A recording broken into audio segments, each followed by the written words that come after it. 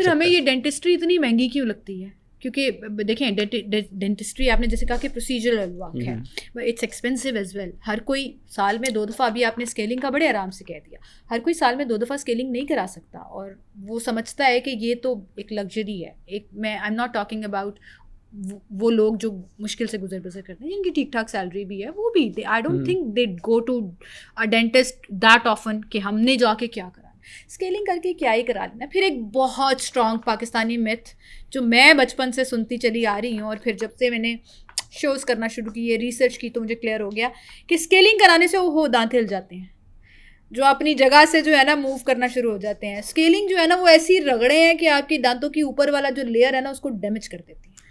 ये आपके दोनों सवाल वो हैं जो पिछले 16-17 साल से मैं सोते में भी इनका जवाब दे रहा होता हूँ। Most asked questions. बिल्कुल। पहले हम आते हैं कि महंगी क्यों है। महंगी इसलिए है कि बदकिस्मती से इसकी इंस्ट्रूमेंट्स के अलावा तमाम चीज़ें इंपोर्टेड हैं।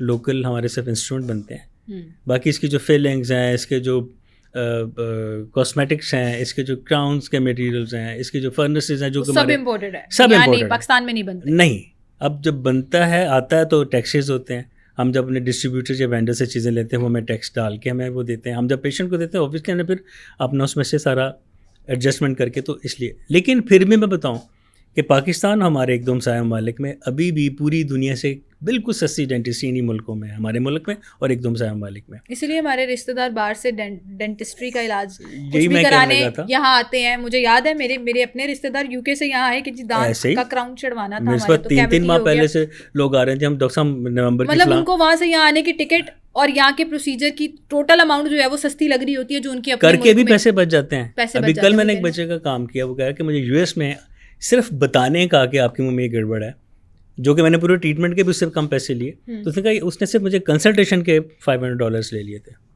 तो इससे अंदाजा ये सारी दुनिया में है। चलें, if it makes us feel better कि हमारी जो डेंटिस्ट्री है वो थोड़ी सी सस्ती है, लेकिन इंश्योरेंस कंपनीज को ये नहीं लगता ना, वो नहीं काउंट करते उसके। इंश्योरेंस कंपनी पूरी दुनिया में कोई नहीं देता, कोई तो कह रही हूँ ना, वो अगर देते हैं तो कुछ परसेंटेज देते हैं, बाकी पेशेंट ने खुद ही देना। परसेंटेज भी सिर्फ बड़ी माइनर सी है और बड़ी कम सी है। अच्छा, वापस आ जाते हैं, मसूड़ों के खून का हम जिक्र कर रहे थे कि आ जाता है। अब इसकी वजूहात क्या हैं? एक तो आपने कहा कि चीज़ें जम जाती हैं, बीच में खाना इकट्ठा हो जाता है। कुछ डिफरेंट पर्टिकुलर बीमारियों में ये बढ़ जाता है, जैसे आपको बहुत बुखार, क्योंकि मैंने खुद एक्सपीरियंस किया, आई डोंट नो ये रिलेटेड है या नहीं, वो तो आप हमें बताएंगे कि बहुत तेज़ बुखार या कोई एक एक्सट्रीम किस्म की उस तरह से चीज़ चल रही हो तो भी आपके मुंह से खून आना शुरू हो जाता है। प्रेगनेंसी में आपके मुंह से बहुत ज़्यादा खून आता है मसूड़ों में। नॉर्मली आप ठीक जा रहे होते हैं, प्रेगनेंसी में, क्योंकि ये मैंने खुद एक्सपीरियंस किया कि मेरे अपने गम्स ने बहुत ज़्यादा ब्लीड करना शुरू कर दिया था। कुछ एक पर्टिकुलर एजेस होती हैं जिसमें ये शुरू हो जाता है और फिर रुकने का नाम नहीं लेता। तो ये कुछ डिफरेंट वेरिएंट्स हैं मसूड़ों में खून आने का। मैं इसमें थोड़ा सा डिफर करूँगा, एज के हिसाब से नहीं होता। एक तो आपने खुद ही बता दिया, प्रेगनेंसी ट्यूमर्स कहते हैं। जैसे ही सेकंड ट्राइमेस्टर शुरू होता है, लाइक तीसरा और चौथा महीना, उसमें ब्लीडिंग मसूड़ों से बढ़ जाती है, जो कि डिलीवरी तक रहती है और उसके बाद खुद ही 1.5-2 माह तक डिलीवरी के बाद ठीक हो जाती है। लेकिन अगेन इसको इग्नोर नहीं करना, क्योंकि ब्लीडिंग तो हो रही है ना, तो उसको थोड़ा बहुत इसका इलाज करना है। इसके अलावा एक और बीमारी जिसको स्कर्वी कहते हैं, विटामिन सी की डेफिशिएंसी जिसमें होती है, उसमें ब्लीडिंग बहुत होती है। तीसरा एक है कि जो कार्डिक पेशेंट्स हैं, जो ब्लड थिनर्स लेते हैं, खून को पतला करने वाली दवाइयाँ लेते हैं, उनके गम्स में से भी खून आता है। और ख़ासतौर पर जब उनका बीपी बढ़ता है तो उसमें अक्सर देखा कि ऊजिंग हल्का हल्का जैसे खून रजिस्टर होता है, वो आता है। कुछ लोगों का होता है जो कि बहुत कम परसेंटेज है, उनमें क्लॉटिंग फैक्टर है वो कम होता है, उनका दांत निकाला जाए या उनको कुछ किया जाए तो उनकी ब्लीडिंग रुकने में 1-2 दिन ले लेती है। तो ये वो वजह है, मोटी मोटी वजह है ब्लीडिंग फ्रॉम गम्स। वरना जनरल वजह जो है वो वही है कि आपके खाना फंसा हुआ है, बाकियात फंसे हुए हैं उससे। अच्छा, मेरा वो वाला सवाल तो वही रह गया, स्केलिंग कराने से दांत हिल जाते हैं, दांतों की लेयर्स ख़राब हो जाती हैं और दांत बेहतर होने से ज़्यादा डैमेज हो रहे हैं। अगर मैं कहूँ कि स्केलिंग ना करवाने से दांत ख़राब होते हैं तो आप इसको डिनाई नहीं कर सकेंगे। स्केलिंग बेसिकली क्या करती है? स्केलिंग आपका वो मैल और प्लाक और टार्टर दूर करती है जहाँ आपके अपना हाथ आपका नहीं पहुँच सकता। लाइक विजडम टूथ एरिया, वहाँ तक ब्रश नहीं जाता। दांतों के अंदर की सतह जहाँ पे ये जुबान टकरारी, यहाँ तक यूजुअली लोग ब्रश नहीं करते। मेरे बहुत से पेशेंट आते हैं और दांत दिखाते हैं सामने से बिल्कुल साफ है, ऐसे लाइट मार रहे होते हैं। हम जब मुंह खुलवाते हैं अंदर जितना दांत उतना बड़ा मैल जमा होता है। क्या कि ब्रशिंग टेक्निक सही नहीं है, हमारी अप्रोच नहीं सही हो पाती। ठीक है, अब वो स्केलिंग से पॉसिबल है।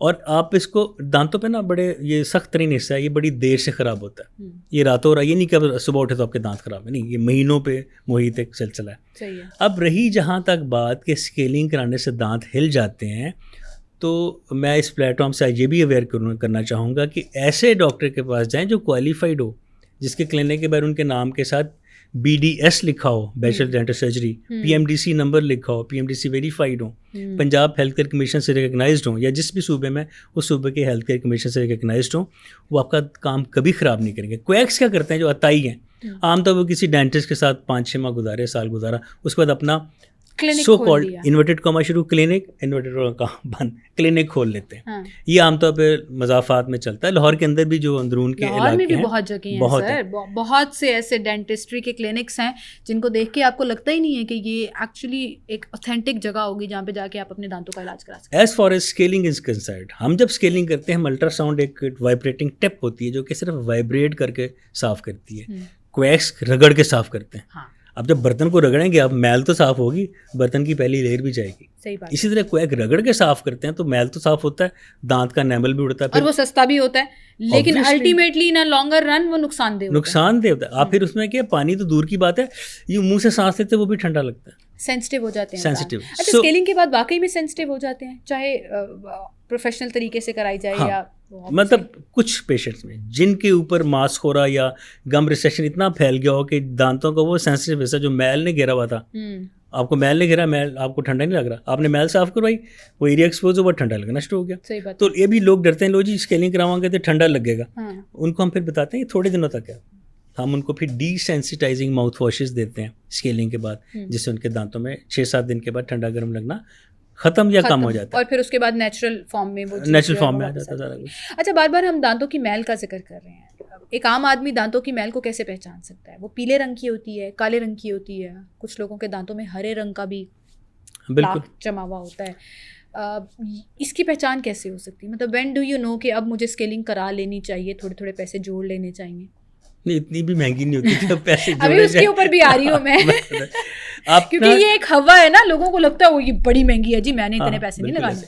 सेल्फ एग्जामिनेशन एक चीज़ होती है, अपने हर 15-20 दिन के बाद अपने होंठ पीछे करें और देखें कि दांतों और मसूड़ों के दरमियान में कुछ है तो नहीं।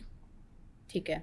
अगर वहाँ पे आपको कोई वाइटिश लेयर आ रही है तो अभी प्लाक शुरू हो गई है, अगर वो लाइट ग्रीनिश है तो पक्का हो गया काम, अगर वो ब्लैक या ब्राउन है तो बहुत ही पक्का हो गया काम। सही है। अब फिर तो फ़र्ज है ना डेंटिस्ट पे जाना, अदरवाइज अपने दांतों की उम्र आप कम करते जाएंगे। वो जो प्लाक जमा होता है या हार्डन्ड प्लाक या कैलकुलस है, वो आहिस्ता आहिस्ता आहिस्ता आहिस्ता आपके मसूड़ों को पीछे खींचता है। अब दांत को ग्रिप 2 चीज़ों ने किया होता है, एक तो जबड़े की हड्डी ने, ऊपर मसूड़ों के लिगामेंट ने। जब मैल की वजह से लिगामेंट फेल हो गए फिर हड्डी पे जिम्मेदारी आ जाती है, फिर हड्डी पे जोर भी पड़ना शुरू। जब आप खाना खाते हैं तो वो खाने का जो लोड है दांत भी लेते हैं, हड्डी भी लेती है, हड्डी फिर रह जाती है, फिर दांत हिलते हैं। फिर हमारे पास इसके अलावा और कोई जरिया नहीं होता कि पेशेंट आए तो हम उसका दांत अपने पास रख लें, दांत निकाल दें, क्योंकि जाहिर है ये अल्टीमेट एक हल है जो फिर आपको उसको सॉर्ट आउट करने के लिए देना ही देना है।